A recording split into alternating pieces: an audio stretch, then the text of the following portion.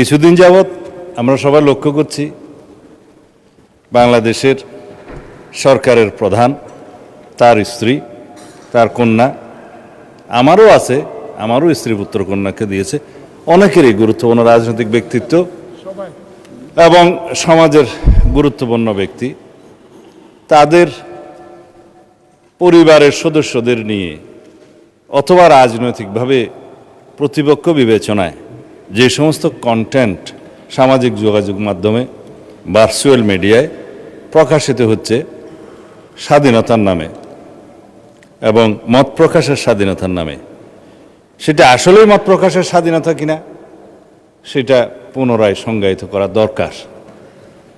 আমরা সেজন্য এই সামাজিক যোগাযোগ মাধ্যম বা যেটাতে আইনি ভাষায় আমরা বলছি cyber space, which includes everything, social communication media, virtual media সহ সব কিছু ইনক্লুড করা হবে এবং এই সংজ্ঞাগুলো নতুনভাবে সংজ্ঞায়িত হচ্ছে। এবং আজকে সকালেই এই বিষয়ে আমি একটা আইনি সংস্কার করার জন্য ড্রাফটে হাত দিয়েছি। তা আমি জানতাম না আজকে এই কোয়েশ্চেনটা এখানে আসবে, এবং এটা মন্ত্রণালয় হিসেবে তথ্য মন্ত্রণালয়ের বিষয় যেহেতু কোরিলেটেড, আর এখানে সংসদের একটা বিধি মোতাবেক কেউ না থাকলে আমার জবাব দেওয়ার একটা বিধান আছে, সেই জন্য মাননীয় চিফ হুইপ একটা চিঠি আপনাদের দিয়ে রাখছে। ওই হিসাবে বলছি, উদ্দেশ্য কারণ সম্বলিত প্যারার মধ্যে আমরা যেটা ড্রাফট করার চিন্তা করছি খসড়া, তার মধ্যে আমি শুধু কয়েকটা লাইন পড়ি। সাইবার স্পেসে গুজব, অপতথ্যের ক্রমবর্ধমান বিস্তার, কৃত্রিম বুদ্ধিমত্তা অর্থাৎ আর্টিফিশিয়াল ইন্টেলিজেন্স ব্যবহার করে বিভ্রান্তিকর, অপমানকর, বিরক্তিকর ও মানহানিকর কন্টেন্ট তৈরি এবং প্রচারের প্রবণতা, সামাজিক যোগাযোগ মাধ্যমে ক্ষতিকর কন্টেন্ট দ্রুত অপসারণের প্রয়োজনীয়তা এবং আন্তর্জাতিক প্রযুক্তি ফর্মসমূহের সাথে অধিকতর কার্যকর সমন্বয়ের জন্য সাইবার সুরক্ষা আইনের একটা সংশোধনী আনতে হবে। সেটা সাইবার সুরক্ষা আইন 2026 নামে আমরা অবহিত করব। এর কতিপয় বিধান সংশোধন আমরা করব। তার মধ্যে এই যে গুজব, অপতথ্য, মানহানি, এরগুলো নতুন করে সংজ্ঞায়িত করা হবে। এছাড়া সাইবার স্পেসে এরূপ কন্টেন্টের প্রচার প্রতিরোধের জন্য একটা নতুন ধারার শাস্তির বিধান এখানে আনা হবে।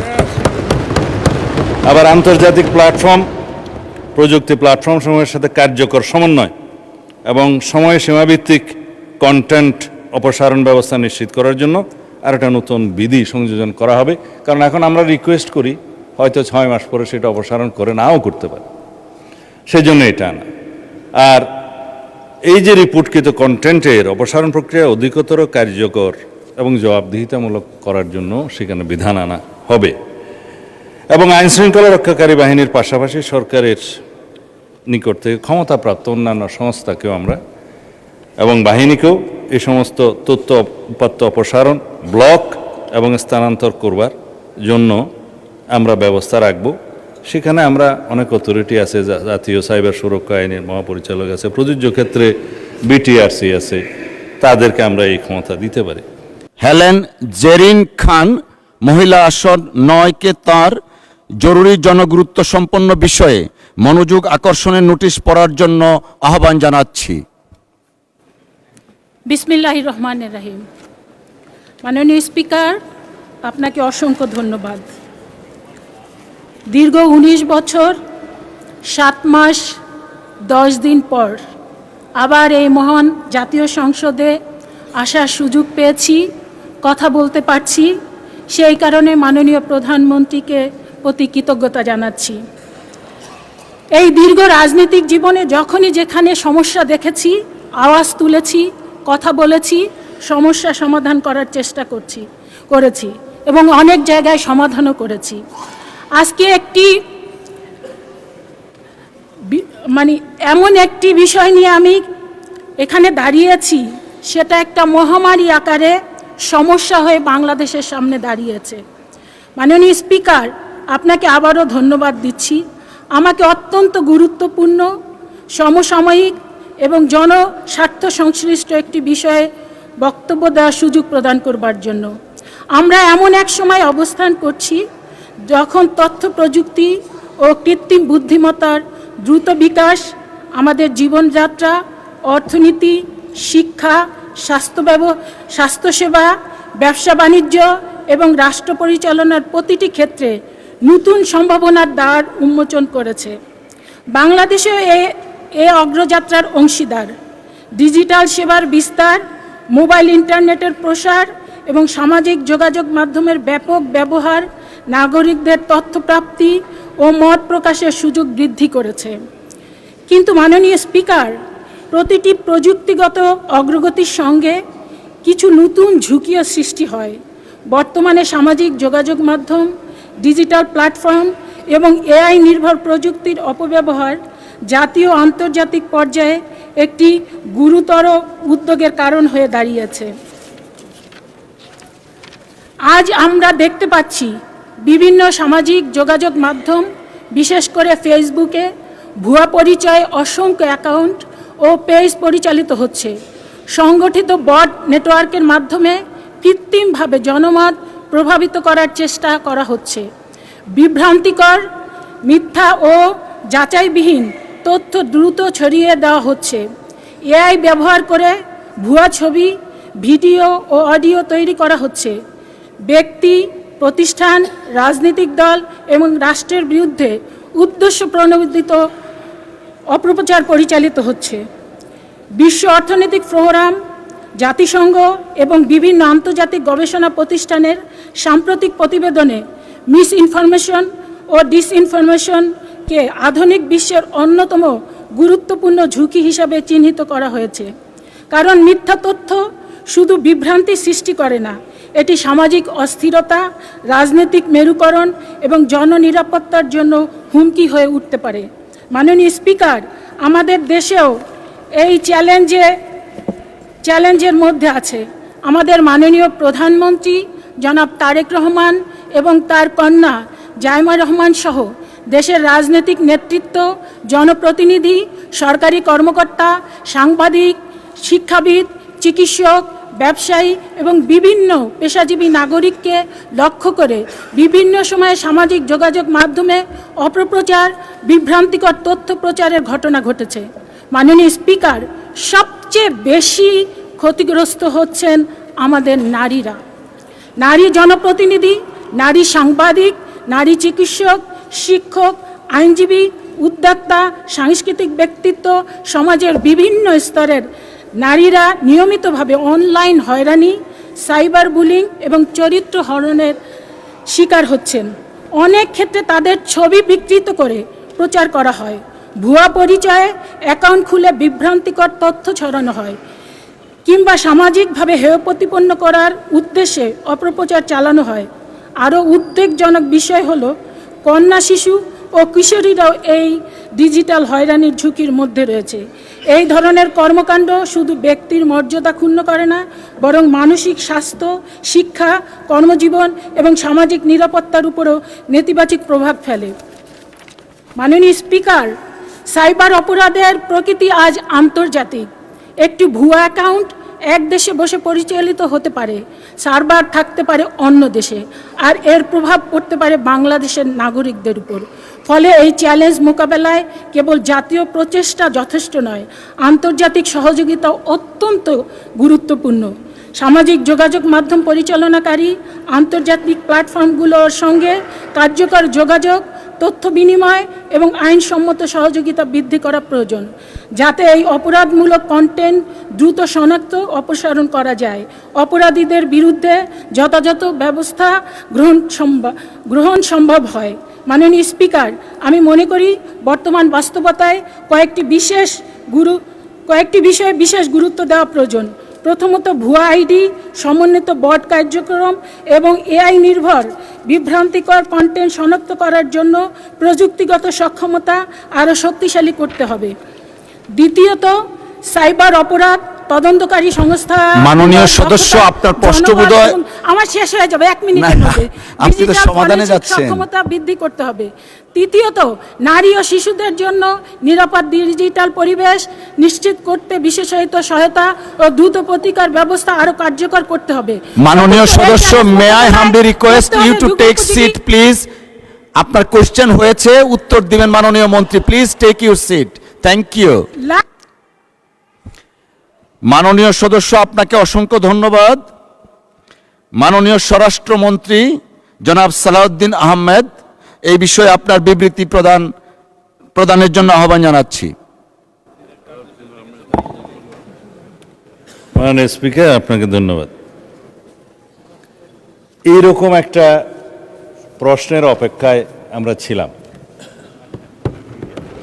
আমরা এর জাতীয় গুরুত্ব সবাই অনুধাবন করেছি, এই জন্য সবাইকে ধন্যবাদ। কিছুদিন যাবৎ আমরা সবাই লক্ষ্য করছি বাংলাদেশের সরকারের প্রধান, তার স্ত্রী, তার কন্যা, আমারও আছে, আমারও স্ত্রী পুত্র কন্যাকে দিয়েছে, অনেকেরই গুরুত্বপূর্ণ রাজনৈতিক ব্যক্তিত্ব এবং সমাজের গুরুত্বপূর্ণ ব্যক্তি তাদের পরিবারের সদস্যদের নিয়ে অথবা রাজনৈতিকভাবে প্রতিপক্ষ বিবেচনায় যে সমস্ত কন্টেন্ট সামাজিক যোগাযোগ মাধ্যমে ভার্চুয়াল মিডিয়ায় প্রকাশিত হচ্ছে স্বাধীনতার নামে এবং মত প্রকাশের স্বাধীনতার নামে, সেটা আসলেই মত প্রকাশের স্বাধীনতা কিনা সেটা পুনরায় সংজ্ঞায়িত করা দরকার। আমরা সেজন্য এই সামাজিক যোগাযোগ মাধ্যম বা যেটাতে আইনি ভাষায় আমরা বলছি cyber space, which includes everything, social communication media, virtual media সহ সব কিছু ইনক্লুড করা হবে এবং এই সংজ্ঞাগুলো নতুনভাবে সংজ্ঞায়িত হচ্ছে। এবং আজকে সকালেই এই বিষয়ে আমি একটা আইনি সংস্কার করার জন্য ড্রাফটে হাত দিয়েছি। তা আমি জানতাম না আজকে এই কোয়েশ্চেনটা এখানে আসবে, এবং এটা মন্ত্রণালয় হিসেবে তথ্য মন্ত্রণালয়ের বিষয় যেহেতু কোরিলেটেড, আর এখানে সংসদের একটা বিধি মোতাবেক কেউ না থাকলে আমার জবাব দেওয়ার একটা বিধান আছে, সেই জন্য মাননীয় চিফ হুইপ একটা চিঠি আপনাদের দিয়ে রাখছে। ওই হিসাবে বলছি, উদ্দেশ্য ও কারণ সম্বলিত প্যারার মধ্যে আমরা যেটা ড্রাফট করার চিন্তা করছি খসড়া, তার মধ্যে আমি শুধু কয়েকটা লাইন পড়ি। সাইবার স্পেসে গুজব, অপতথ্যের ক্রমবর্ধমান বিস্তার, কৃত্রিম বুদ্ধিমত্তা অর্থাৎ আর্টিফিশিয়াল ইন্টেলিজেন্স ব্যবহার করে বিভ্রান্তিকর, অপমানকর, বিরক্তিকর ও মানহানিকর কন্টেন্ট তৈরি এবং প্রচারের প্রবণতা, সামাজিক যোগাযোগ মাধ্যমে ক্ষতিকর কন্টেন্ট দ্রুত অপসারণের প্রয়োজনীয়তা এবং আন্তর্জাতিক প্রযুক্তি ফর্মসমূহের সাথে অধিকতর কার্যকর সমন্বয়ের জন্য সাইবার সুরক্ষা আইনের একটা সংশোধনী আনতে হবে। সেটা সাইবার সুরক্ষা আইন 2026 নামে আমরা অবহিত করব। এর কতিপয় বিধান সংশোধন আমরা করব। তার মধ্যে এই যে গুজব, অপতথ্য, মানহানি, এরগুলো নতুন করে সংজ্ঞায়িত করা হবে। এছাড়া সাইবার স্পেসে এর কন্টেন্টের প্রচার প্রতিরোধের জন্য একটা নতুন ধারার শাস্তির বিধান এখানে আনা হবে। আবার আন্তর্জাতিক প্রযুক্তি প্ল্যাটফর্ম সমূহের সাথে কার্যকর সমন্বয় এবং সময়সীমাভিত্তিক কন্টেন্ট অপসারণ ব্যবস্থা নিশ্চিত করার জন্য আর একটা নতুন বিধি সংযোজন করা হবে। কারণ এখন আমরা রিকোয়েস্ট করি, হয়তো 6 মাস পরে সেটা অপসারণ করে নাও করতে পারে, সেজন্য এটা আনা। আর এই যে রিপোর্টকৃত কন্টেন্টের অপসারণ প্রক্রিয়া অধিকতর কার্যকর এবং জবাবদিহিতামূলক করার জন্য সেখানে বিধান আনা হবে। এবং আইন শৃঙ্খলা রক্ষাকারী বাহিনীর পাশাপাশি সরকারের নিকট থেকে ক্ষমতাপ্রাপ্ত অন্যান্য সংস্থাকেও আমরা এবং বাহিনীকেও এই সমস্ত তথ্য উপাত্ত অপসারণ, ব্লক এবং স্থানান্তর করবার জন্য আমরা ব্যবস্থা রাখব। সেখানে আমরা অনেক অথরিটি আছে, জাতীয় সাইবার সুরক্ষা আইনের মহাপরিচালক আছে, প্রযোজ্য ক্ষেত্রে বিটিআরসি আছে, তাদেরকে আমরা এই ক্ষমতা দিতে পারি। এখানে বলে রাখি মাননীয় স্পিকার, জুয়া প্রতিরোধ আইন 1867 সনের আইন, সেই ব্রিটিশ আইন দিয়ে আমরা এখনো চলছি। সেইটা 1867। নতুন করে আশা করছি সংসদের এই সেশনে আইনটা আনতে পারবো, ফাইনাল স্টেজে আছি, জুয়া প্রতিরোধ আইন। সেই জায়গায় জুয়া, অনলাইন জুয়া, অফলাইন জুয়া, বিভিন্ন প্ল্যাটফর্ম এগুলো ব্যবহার করে যেই অপরাধগুলো সংগঠিত হচ্ছে তার সাথে মাদকও জড়িত, ওয়েটিং জড়িত, এগুলো এখন আধুনিকায়ন করতে হবে। আমরা আরও অনেক আইন আনার চেষ্টা করছি। আইনি কাঠামোটা দাঁড় করা গেলে সেটা তখন প্রয়োগের ব্যাপার। প্রয়োগের ক্ষেত্রে তখন মিসইউজ হচ্ছে কিনা, অ্যাবিউজ হচ্ছে কিনা সেটা তখন দেখা যাবে, সংশোধনের মাধ্যমে যেতে হবে। কিন্তু আমরা আইনই আনি না। মাননীয় স্পিকার, সবাই এখানে আমাকে বলছে যে মাদক প্রতিরোধ করুন। মাদকের জন্য মাদক দ্রব্য নিয়ন্ত্রণ আইনের ড্রাফটটা করে ফেলেছে, এই সেশনে হয়তো আনতে পারবো। সেখানে মাদক দ্রব্য নিয়ন্ত্রণ আইনের মধ্যে যারা মাদকের জন্য অপারেশন করতে যায়, মাদক ধরতে যায়, তাদের কোনো অস্ত্র নাই মাননীয় স্পিকার। অথচ যারা ড্রাগ ডিলার, ব্যবসায়ী, তারা তাদেরকে অত্যাধুনিক অস্ত্রসজ্জিত হয়ে আক্রমণ করে। তারা কোর্টে মামলা দায়ের করে, কিন্তু পাশাপাশি পুলিশও মামলা দায়ের করে, অন্য কোনো অথরিটিও মামলা দায়ের করে।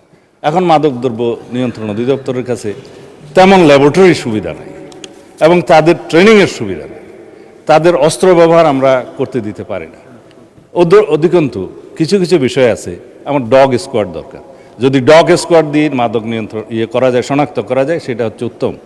কিন্তু সেই ডগ স্কোয়াড আমরা দুই একটা বাহিনীর কাছে আছে, যেমন পুলিশেরও একটা ডগ স্কোয়াড আছে, র্যাবের আছে, তারপরে অন্যান্য জায়গার আছে, এগুলো বলবো না, ডিফেন্স ফোর্সের আছে। কিন্তু মাদকদ্রব্য নিয়ন্ত্রণ যখন রিকুইজিশন দেবে, তারা আসবে, করবে, সেই আইনি ব্যবস্থাও নাই। সেই জন্য এখানে একটা ডগ স্কোয়াডের ব্যবস্থা করতে হবে। মোটামুটি মাদকের বিরুদ্ধে আমরা যে ফাইটটা করব, সেটা আইনি সুরক্ষার মাধ্যমে, আইনি ব্যবস্থার মাধ্যমে, এবং মাদকদ্রব্য নিয়ন্ত্রণ অধিদপ্তরকে একটা স্বয়ং সম্পূর্ণ অর্গানাইজেশন করার জন্য সেই আইনি প্রস্তাবগুলো আনবো মাননীয় স্পিকার। এইভাবে আমরা সামাজিক যে অনাচার, অপকালচার শুরু হয়েছে, সেখান থেকে নিষ্কৃতি পেতে পারবো। সেই জন্য আমরা আগেই বলেছি, এই জাতীয় সংসদের কাছে এই জাতি নতুন জনপ্রত্যাশা অনুযায়ী অনেক কিছু আশা করে। ইনশাআল্লাহ আমাদের কেবল 3 মাস গেছে, আপনারা আরেকটু সময় দেন, দেখবেন ইনশাআল্লাহ আমরা আইনগতভাবে আমাদের কাঠামোগুলো শক্তিশালী করে এই জাতীয় প্রত্যাশা, এই সমস্ত অনাচার, সেই অপরাধ, এগুলো সব কিছুকে আমরা প্রতিরোধ করতে সক্ষম হব। ধন্যবাদ মাননীয় সদস্যকে এই প্রশ্ন উত্থাপন করার জন্য। ধন্যবাদ। মাননীয় স্বরাষ্ট্রমন্ত্রী, আপনাকে ধন্যবাদ। মাননীয় সদস্য, আপনার কোনো কি প্রশ্ন আছে? যদি থাকে স্পেসিফিক কোয়েশ্চেন করবেন প্লিজ। ধন্যবাদ। মাননীয় স্পিকার, আপনাকে অসংখ্য ধন্যবাদ। আসলে মাননীয় স্বরাষ্ট্রমন্ত্রী বিস্তারিত বলেছেন, এরপরে আর তেমন কোনো প্রশ্ন থাকে না। শুধু একটা জায়গায় একটু প্রশ্ন রাখতে চাই। আমরা জানি যে আমাদের বিশেষ করে ফেসবুক কর্তৃপক্ষ, মেয়েটার সাথে অনেক সময় যোগাযোগ করলে আমরা দেখতে পাই যে মেটা কর্তৃপক্ষ অনেক শব্দ আছে, অনেক বিষয় আছে, যেখানে যদি মনে করে যে নৈরাজ্য সৃষ্টি হবে, উত্তেজনা সৃষ্টি হবে, সেখানে তারা নতুন নতুন পদক্ষেপ নিয়ে থাকে। তো সেই ব্যাপারে আমাদের বর্তমান সরকার এবং মাননীয় স্বরাষ্ট্রমন্ত্রী কোনো ধরনের পদক্ষেপ নেবেন কিনা, এটাই হলো তার কাছে প্রশ্ন। আমি আবারও মাননীয় স্বরাষ্ট্রমন্ত্রীকে অসংখ্য ধন্যবাদ জানাই বিস্তারিত প্রশ্নের উত্তর দেওয়ার জন্য। মাননীয় স্পিকার, আপনাকে অসংখ্য ধন্যবাদ। ধন্যবাদ মাননীয় সদস্য। মাননীয় স্বরাষ্ট্রমন্ত্রী, মেটা সংক্রান্ত কোশ্চেন, যে মেটা উত্তর দেয় না, এই সংক্রান্ত কোশ্চেন আপনি যদি জবাব দিতে পারেন প্লিজ। ফেসবুকের মেটা। মাননীয় স্পিকার, আমাদের পার্শ্ববর্তী দেশে তারা আইনি সুরক্ষার মাধ্যমে এমন বিধান করেছে, মেটা 24 আওয়ার্সে তাদেরকে অ্যাকশন নিতে বাধ্য করেছে। কিন্তু আমাদের বিটিআরসি এবং এই সংশ্লিষ্ট সাইবার আইনে সেই বিধানটা নাই। আপনি মনে হয় লক্ষ্য করেছেন, আমি জবাব দেওয়ার সময় বলেছি যে আন্তর্জাতিক প্রযুক্তি প্ল্যাটফর্মগুলোকে আমরা আরও সমন্বয় করব। সমন্বয় করে এই সমস্ত ক্ষতিকর কন্টেন্ট অপসারণের বিষয়টা একটা সময় নির্ধারণ করে দেব, যে এই সময়ের ভিতরে এই কন্টেন্টগুলো অপসারণ করতে হবে, সেই বিষয়টা আমরা আইনে রাখব। যেহেতু এখনও পর্যন্ত আইনি বিধান নাই, তাদেরকে আমরা রিকোয়েস্ট পাঠালে, বিটিআরসি থেকে রিকোয়েস্ট পাঠালে আমরা বিভিন্ন অথরিটির কাছ থেকে বিটিআরসিতে দিই, বিটিআরসি সেটা ব্যবস্থা নিতে পারে না। তখন এই মেটা বলেন বা টুইট বলেন আরও যারা বলেন তারা বলে যে তোমাদের তো আইনটা ঠিকমতো নাই, সুতরাং আইনি কভার না থাকলে সেটা প্রেশার দেওয়া যায় না। সেই বিধানটা করবো মাননীয় স্পিকার, আমরা সেই আইনটা নিয়ে আসলে আপনারা দেখবেন। ধন্যবাদ।